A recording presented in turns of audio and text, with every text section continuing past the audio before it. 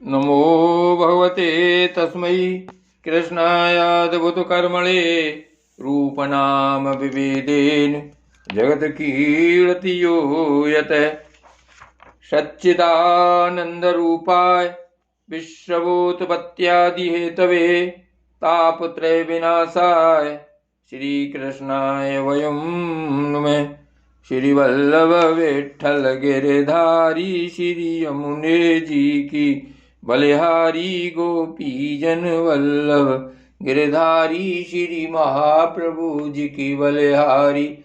श्री वल्लभ विठ्ठल गिरधारी श्री यमुने जी की बलिहारी गोपी जन वल्लभ गिरधारी श्री महाप्रभु जी की बलिहारी।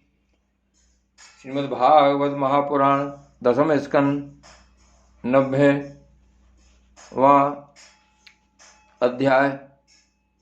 श्री सुखदेव जी कहते हैं, परीक्षित, भगवान श्री कृष्ण सत्पुरुषों के एकमात्र आश्रय हैं।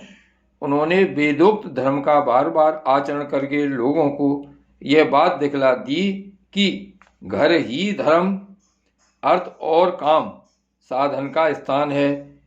इसीलिए वे गृहस्थोचित श्रेष्ठ धर्म का आश्रय लेकर व्यवहार कर रहे थे। परीक्षित, मैं तुमसे कह ही चुका हूं कि उनकी रानियों की संख्या थी 16,108।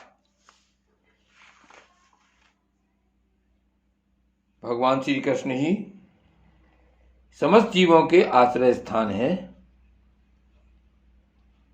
यद्यपि वे सदा सर्वदा सर्वत्र उपस्थित ही रहते हैं, फिर भी कहने के लिए उन्होंने देवकी जी के गर्भ से जन्म लिया है। यदुवंशी वीर पार्षदों के रूप में उनकी सेवा करते रहते हैं।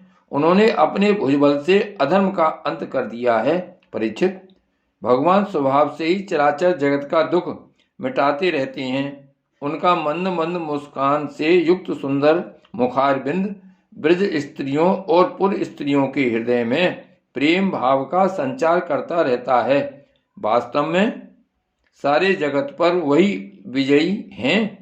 उन्हीं की जय हो, जय हो।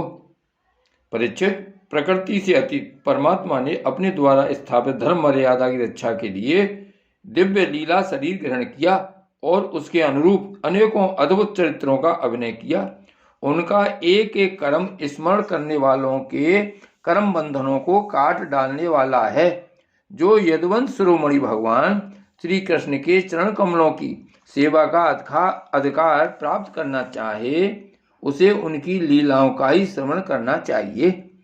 परीक्षित, जब मनुष्य प्रतिक्षण भगवान श्री कृष्ण की मनोहारिणी लीला कथाओं का अधिकाधिक श्रवण, कीर्तन और चिंतन करने लगता है, तब उसकी यही भक्ति उसे भगवान के परम धाम में पहुंचा देती है।